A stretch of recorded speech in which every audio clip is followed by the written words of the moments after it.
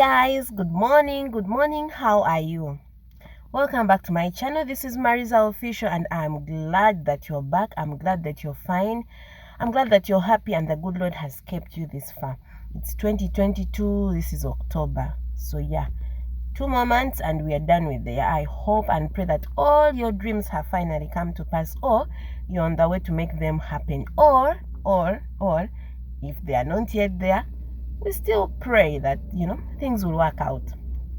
So my name is Martha and this is my channel Marisa Official, where I talk about my experience working in the Gulf and some of my personal things, some of my personal life, like the things I go through on a daily basis. And without a further ado, today I'm going to talk about something that might seem a bit strange to us Africans, but it's actually important. The importance of saying I love you to the kids. Parents, nannies, teachers, everyone who actually works with kids. But this time, I'm going to really emphasize with the parents or caretaker. Let's start with parents. And I'm going to start with a small story. So for me growing up, I knew that I was loved. I guessed that I was loved because, my parents did all they could to provide the necessities, okay? And for us in Africa, providing necessities for the kids, so igi are food, clothes, a house to sleep in, maybe a TV. In my days, maybe a TV, cable or something, whatever. Go TV for the people, DSTV for this generation.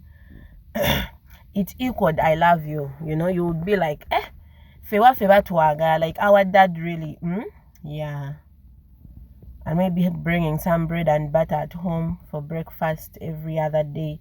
Yeah, you are the eat, like you are the eat of the village. You are like, abana ba obaba galabe simye.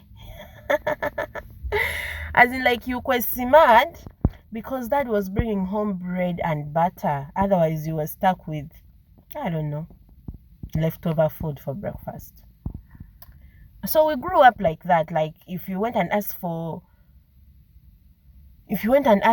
I don't know, pens or whatever for school, and they said okay, you felt like, okay, I'm worth or something.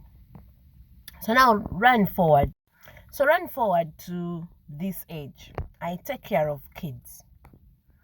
And to one time, just last week, because this week they didn't go to school. So last week, I was, they were misbehaving in the car. So I kept on telling them, you guys are misbehaving, but I'm really going to report you to your dad. And the little one, the young one of them, told me, hey, even if you report me, my dad loves me. And I was like, how do you know he loves you? He tells me he loves me for one. He hugs me. He gives me kisses. We play together. And he gives me everything that I want. Martha, my dad really loves me. And I was like, oh, my heart. You people, that communicated more than it should, or it was meant to communicate to me. Why? Because growing up, I didn't get that. I'm from Uganda, so kneeling is a big part of that culture. So you wake up, you kneel down a few feet away from your dad, you greet, then you're supposed to disappear completely from his sight. You only get in his sight when you have something important to communicate, or you have been sent by mom. Now for mom's side, her love language is basically food. So if she did something to you, or she feels like she needs to cancel you or to comfort you honestly, she'll be like, what do you want to eat? And I know it's true for most of us Africans. Our mother's love language is food. And I think we should do better. Because this kid The kid that I'm talking about is 8, coming to 9. But he already understands the essence of love. You cannot tell him otherwise, you know. In my days, if my mom or somebody else said, I'm going to tell your dad, lo and behold, I'll be terrified. I'll get butterflies in my stomach. Like, you know that jiggly feeling you get in your stomach? It's like your stomach is paining. You start feeling nauseated. That's how much fear we had for our dad. It was like that was his majesty of the house. His cup, his chair, you get the drill. Not that he's not supposed to be respected, but I feel there should be a bond between parents that engrosses respect but also love. You guys, if you're a mom, if you're a dad, tell your kids, I love you in words. Say it out loud.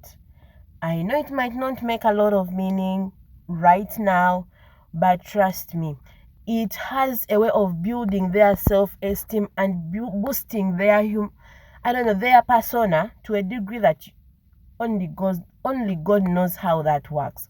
Because they will always understand that whatever happens to me, whatever goes on around the world, I still have my two supporters, and that's my mom and dad. Most of us roam this world looking for support from strangers, from friends, from communities, from churches, pastors, everywhere, but lacking the support that we actually need, and that's from our parents. And it has damaged so many people. I cannot tell you the amount of damage I have seen. Now, I'm a teacher by profession, and I have that psychological thing of, I tend to psychoanalyze people sometimes. And you meet somebody and they do really something that you're like, really? And then you start to know them a little bit better. So there is this one person that I worked with. They would do something, I don't know. Their behaviors were on and off. So they would be, I don't know. According to normal societal standards, their behavior were off. And so I struck a conversation and a friendship with them. And I later found that these are the kind of person who grew up hopping from one place to another, to auntie's home, to uncle's home, to the neighbor's home, and no one really. So when I came to really understand why they were most of the time doing things that they were doing, it's because they were looking for recognition. They were looking for somebody to tell them, hey, you're here. How are you? Like, they were looking for recognition. And that's a very bad way to look for acceptance or recognition, by just doing the opposite of what is respected of society. So having known that at the back of my mind, when this kid told me that, I was taken back. Clearly, the parents are doing something good. They might not be 100%, because parenting, as we know, is a journey. But clearly, they are doing something good. They are doing something important. This kid really knows that he knows that he knows that he knows that he is loved. And he cannot be convinced otherwise. Now, if you want to report me to my dad, report me. But just I am loved. My dad actually loves me. Guys, let's tell these kids how much we love and appreciate their little efforts. If you ask him to, if he comes to you and is like, teacher, I did my homework all by myself, tell them you did great. Learn to acknowledge their efforts, and okay, you might not really say I love you to them because of what society has become to by words, but learn to appreciate their efforts. Let them know that you see what they are doing and that you appreciate them.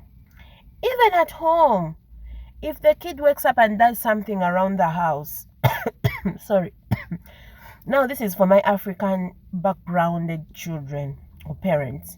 If the kid does something around the house, acknowledge the effort. Be like, you know what, Martin?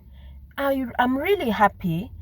I'm really happy that you did this for me. So thank you very much. I appreciate your efforts. If you're the parent or the dad or the caretaker, just once in a moment be like, you know what? I love you. I love you because you bring happiness. Just tell those kids I love you as often as you actually can. It's gonna boost their self-esteem to a level that you can't even imagine. These are the kids that cannot be bullied, for one. These are the kind of adults that know exactly what they want and how they want it, and they cannot be told otherwise. These are the kind of people that have focus. They have goals in life. All these things that we're struggling with as adults. What's my purpose for being here? What, you go to therapists and all that stuff. These kids already know as they are growing up, because they have such a respect and a self-esteem built inside of them. Now, I'm not going to preach more than this, but just so you know, just assuring those kids that they are loved, that they are appreciated, that. And how do you do that? So many different ways. This kid gave us by examples. I mean, duh.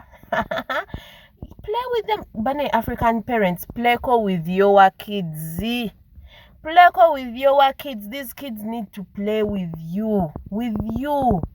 Men mutuyambe call. Help us call. We know you are busy, you're looking for money. We know and we appreciate. But ibanange, play with your kids. Find time to just have that bond. By each child separately and then all of them together. Let each and every child have that memory with you that is just unique between the two of you, the parent and that child.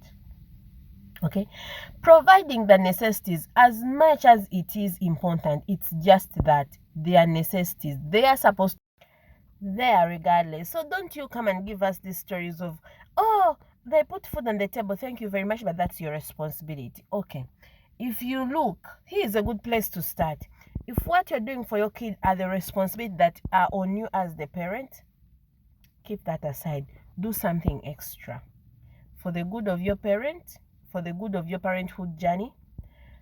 Because when you show love to these kids, they even love you more and they respect you more and they trust you guys.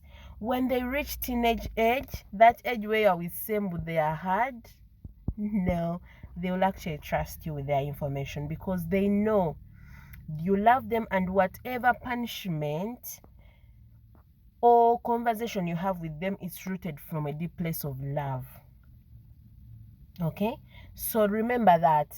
And as always, it's Marisa Official, and if you're new to this channel, you're welcome, and please don't forget to like, share and subscribe for more.